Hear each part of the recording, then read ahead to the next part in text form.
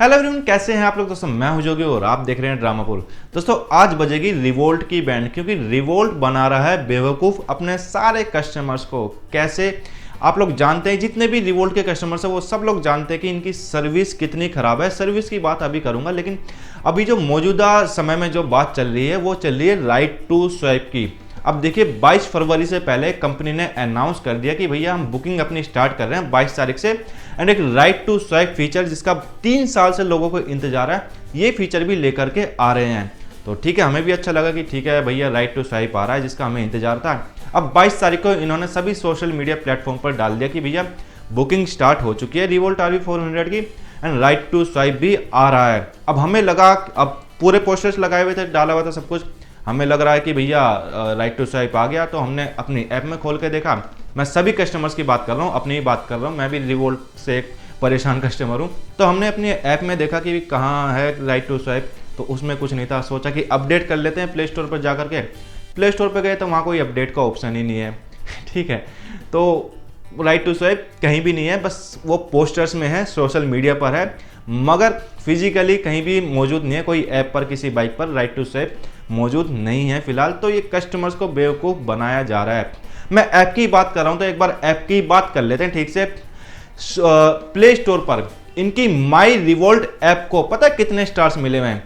1.6 stars, केवल 1.6 stars इनको मिले हुए हैं माई रिवोल्ट ऐप को प्ले स्टोर पर। अब सोचिए 1.6 स्टार्स कितने कम होते हैं। जब टिकटॉक की हालत ख़राब हो रही थी ना इंडिया में, जब बाइकआउट टिकटॉक चल रहा था, तब उस समय पर टिकटॉक को मिले थे 1.5 या 1.6 स्टार्स, लगभग इतने उस समय पर। और ये रिवोल्ट तो एक एग्जिस्टिंग कंपनी है इंडिया में, जिसके बहुत सारे ओनर्स हैं, जिनकी बाइक चल रही है, उनको 1.6 स्टार्स मिले हुए हैं। और किन्होंने दिए हुए हैं? रिवोल्ट के कस्टमर्स ने ही ये स्टार्स दिए हुए हैं इनको। तो आप लोग सोच सकते हैं कि कितने कम स्टार्स हैं। अब मुझे नहीं पता इनकी सोशल मीडिया जो टीम है या ऐप वाली जो टीम है वो लोग इनको देखते हैं नहीं देखते।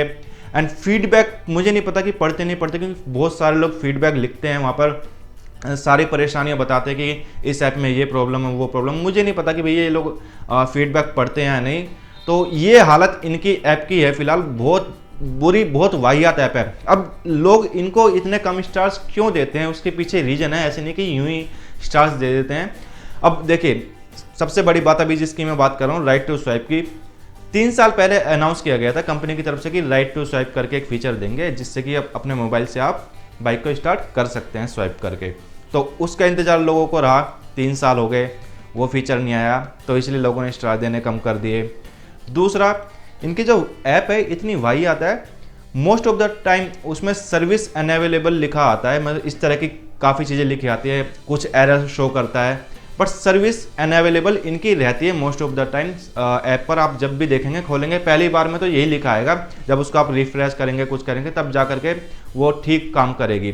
तो ये प्रॉब्लम है उनकी। एंड इसके अलावा भी कुछ ना कुछ एरर्स आते ही रहते हैं इनकी ऐप में। तीसरी चीज़ इनकी ऐप में जो दिक्कत है वो है एक्यूरेसी की। इनका एक्यूरेट डेटा शो नहीं करता है इनकी ऐप पर। मान लीजिए मेरी बाइक 2000 किलोमीटर चल चुकी है, इनकी ऐप पर दिखाएगा 1800 किलोमीटर या 1900 किलोमीटर, इतना 2000 किलोमीटर नहीं दिखाएगा इनकी ऐप पर कि मेरी बाइक इतनी चल गई है। तो रियल टाइम डेटा इनकी ऐप पर शो नहीं करता। तो एक तरह से यूजलेस है ये ऐप और कुछ फ़ायदा इसका है नहीं। आप रियल टाइम डेटा नहीं देख सकते उसमें, ठीक है। इनकी सर्विसेज जो ऐप में शो करती है वो अभी तक अवेलेबल ही नहीं है इनकी सर्विसेज, तो क्या फ़ायदा। राइट टू स्वाइप ये देने वाले थे, अभी तक वो नहीं आया, तो इनकी ऐप तो एक तरह से यूजलेस ही है, 0 स्टार मिलने चाहिए इसको। तो इसलिए लोग इनको मिनिमम 1 स्टार देते हैं, तो 1.6 स्टार्स इनको मिले हुए हैं प्ले स्टोर पर। एंड ये मैं वो बता रहा हूँ लोग जो मैं फेस करता हूँ ना ऐप पर, कि इस तरह के इशू आते हैं, सर्विस अनअवेलेबल आता है या रियल टाइम डेटा शो नहीं करता। इसके अलावा बहुत सारी कंप्लेंट्स हैं लोगों की जो मुझे भी नहीं पता। आप लोग अगर जो भी रिवोल्ट ओनर्स देख रहे हैं, आप लोगों की ऐप पर क्या प्रॉब्लम्स आती है मुझे कमेंट करके बताना, ताकि मुझे ही पता चल पाए एंड और भी कस्टमर्स को पता चल पाए कि किस तरह की और प्रॉब्लम्स इनकी ऐप पर आती है। तो आप लोग कमेंट जरूर करना। अब वापस से आते हैं राइट टू स्वाइप पर। तो इन्होंने अनाउंस कर दिया, पोस्टर डाल दिया, सब कुछ लिख दिया, लेकिन राइट टू स्वाइप कहीं भी नहीं आया, ऐप पर कहीं शो नहीं कर रहा। अब देखिए इसमें एक कन्फ्यूजन है कि राइट टू स्वाइप जो फीचर इनका अभी तक तो नहीं आया, लेकिन फ्यूचर में चलिए आएगा 2-4 दिन बाद, 1 महीने बाद, जब भी आएगा, तो क्या ये ओल्ड कस्टमर्स के लिए आएगा ये फीचर या फिर न्यू कस्टमर्स के लिए आएगा? अब ये कन्फ्यूजन क्यों है? ये कन्फ्यूजन इसलिए क्योंकि इन्होंने जो सोशल मीडिया प्लेटफॉर्म पर ये पोस्टर डाले हुए हैं उस पर लिखा हुआ है कि book your RV 400 today and get ready to unlock the power of the RV with just a swipe. तो इनकी इस लाइन से तो सीधा सीधा साफ साफ यही नजर आता है कि जो लोग अभी बुक करेंगे इनकी बाइक, जो भी न्यू कस्टमर्स होंगे उन्हीं को ये फीचर दिया जाएगा। ओल्ड कस्टमर्स भाड़ में जाएं। तो ओल्ड कस्टमर्स के माथे पे क्या लिखा है आप लोग बताइए? क्या ओल्ड कस्टमर्स ने पैसा खर्च नहीं किया इस बाइक के लिए? क्या वो लोग 3 साल से इस फीचर का इंतजार नहीं कर रहे थे? तो अब पता नहीं कि भैया ये जो फीचर है हमारे लिए आएगा या नहीं, सिर्फ नए कस्टमर्स के लिए आएगा क्या? अभी देखते हैं, जब आएगा फीचर तब बात करेंगे इस बारे में।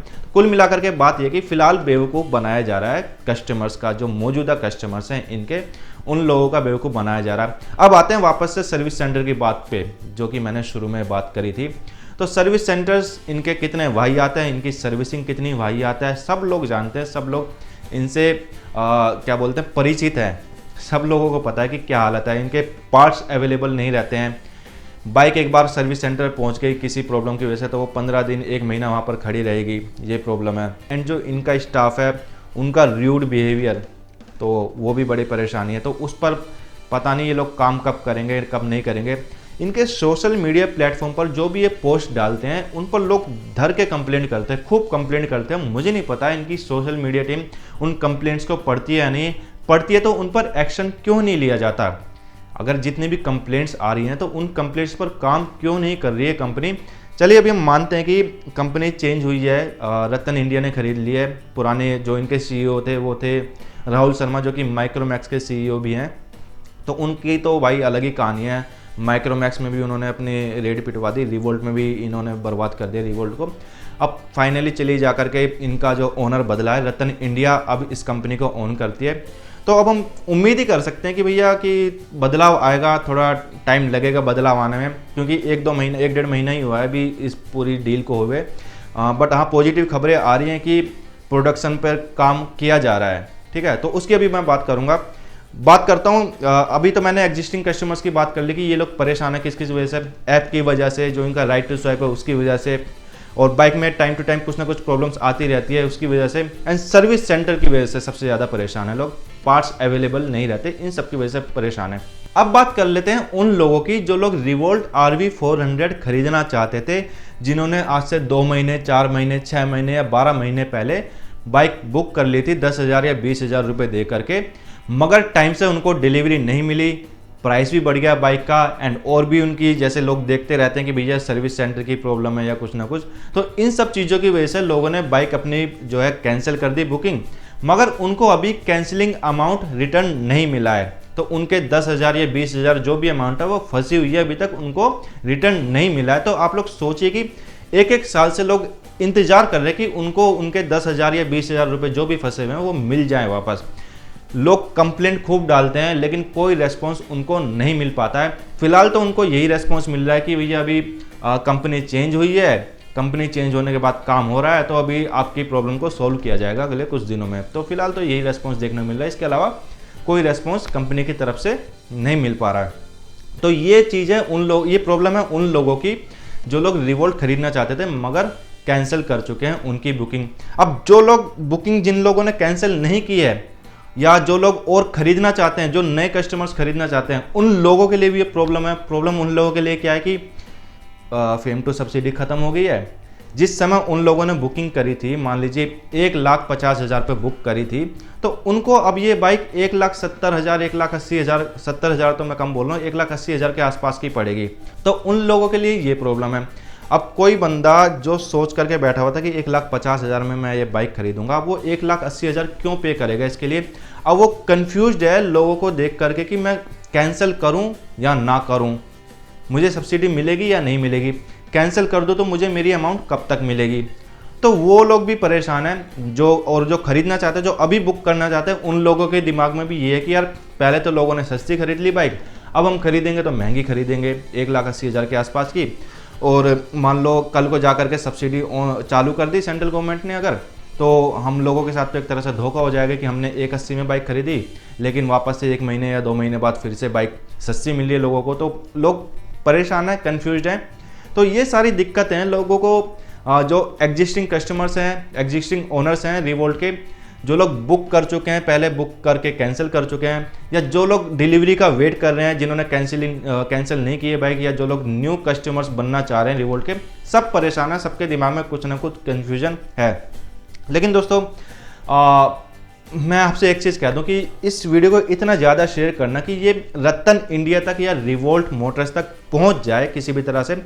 मुझे पता है जितने भी रिवोल्ट के ओनर्स हैं मोस्टली उनमें से परेशान हैं, तो आप लोगों की परेशानी को समझना बेहद ज़रूरी है उन लोगों के लिए।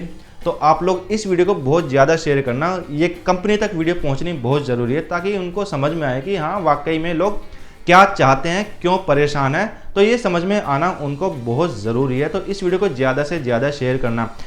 तो ये तो दोस्तों मैंने अभी बात कर ली पूरी नेगेटिव चीज़ों की, कंपनी की तरफ से जो भी प्रॉब्लम्स है, जो लोग जिनको लेकर के परेशान हैं, तो उन सारी चीज़ों की बात कर ली। लेकिन ऐसे नहीं कि कंपनी में सब कुछ नेगेटिव ही चल रहा है। कंपनी चेंज हुई है, रतन इंडिया ने खरीद ली है, तो उसके बाद से पॉजिटिव चीज़ें अब देखने को मिल रही है। प्रोडक्शन पर काम हो रहा है, बुकिंग नहीं हो रही थी लेकिन बुकिंग भी इन्होंने चालू कर दी है 22 फरवरी से, तो ये पॉजिटिविटी देखने को मिली है। और प्रोडक्शन पर भी काम हो रहा है, जैसे कि इन्होंने अपनी वेबसाइट पर मेंशन किया हुआ है, एक तरह से वादा किया हुआ है कि 15 तारीख तक आपको आपकी बाइक मिल जाएगी। अब ये वादा किस तरीके से पूरा होता है वो तो अभी 15 मार्च के बाद ही हमें पता लगेगा कि हाँ वाकई में ये लोग अपना प्रॉमिस पूरा कर रहे हैं नहीं कर रहे। अब जो लोग नई बाइक खरीदना चाहते हैं, जो बुकिंग कराना चाहते हैं, मैं उनको भी फिलहाल यही रेकमेंड करूंगा कि फिलहाल आप बुकिंग मत करिए, 15 मार्च तक का एटलीस्ट इंतज़ार करिए। हमें पता लग जाएगा कि रिवोल्ट वाकई में डिलीवरी दे रहा है अपनी बाइक्स की या नहीं, और किस तरीके से वादा पूरा कर रहा है। तो अभी मैं फ़िलहाल यही रिकमेंड करूँगा कि आप बाइक फ़िलहाल बुक करने से बचें, खरीदने से बचें।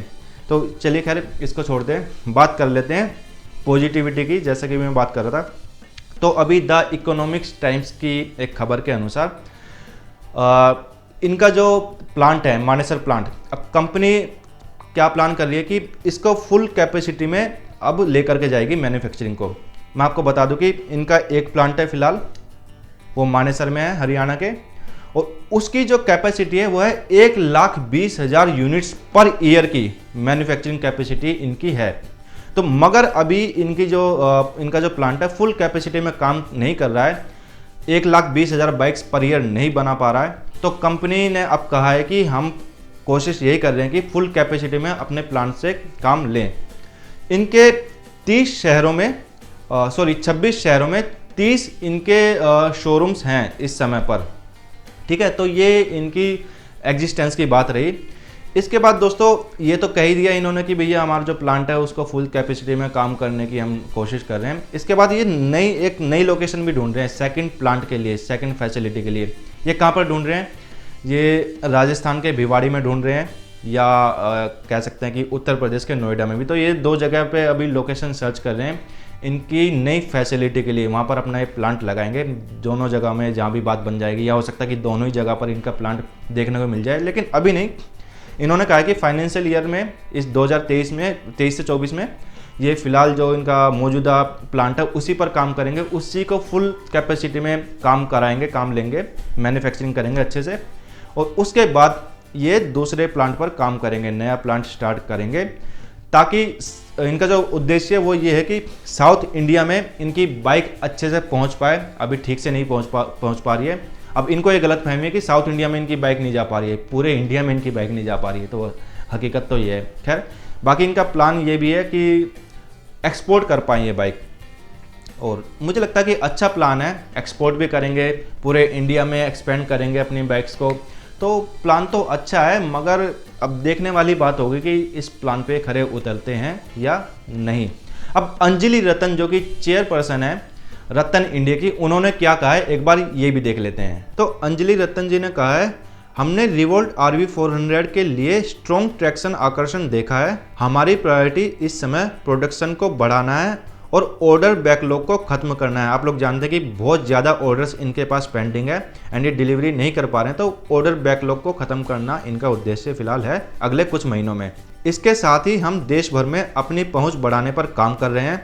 ग्रोथ को देखते हुए अगले फाइनेंशियल ईयर, मतलब कि 2024 की जो अभी मैं बात कर रहा था, तो ग्रोथ को देखते हुए अगले फाइनेंशियल ईयर में अपने एग्जिस्टिंग प्लांट की कैपेसिटी को पूरी तरह से यूटिलाइज करने की उम्मीद करते हैं, जिसके बाद हमें अपने ऑपरेशन को एक्सपेंड करने के लिए सेकंड फैसिलिटी की आवश्यकता होगी। तो इस तरह के प्लान्स रत्तन इंडिया के अभी हैं रिवोल्ट मोटर्स को लेकर के। अब देखिए इनके एग्जिस्टिंग प्लांट की अगर हम बात कर लें, अगर उसी में फुल कैपेसिटी में काम होगा तो इनके जो पार्ट्स की अवेलेबिलिटी की प्रॉब्लम है सर्विस सेंटर्स में वो काफ़ी हद तक दूर होगी। एंड जैसे ही नया प्लांट शुरू करेंगे उसके बाद तो और अच्छी सर्विसिंग हमें देखने को मिलेगी, ऐसी मैं उम्मीद करता हूँ। बाकी तो समय बताएगा कि क्या होगा। बाकी दोस्तों आप लोग इस वीडियो को काफ़ी शेयर करना, खूब शेयर करना, ताकि ज़्यादा से ज़्यादा लोगों तक एंड रत्तन इंडिया तक ये वीडियो पहुँच पाए, उनको पता चल पाए कि प्रॉब्लम क्या हो रही है कस्टमर्स को।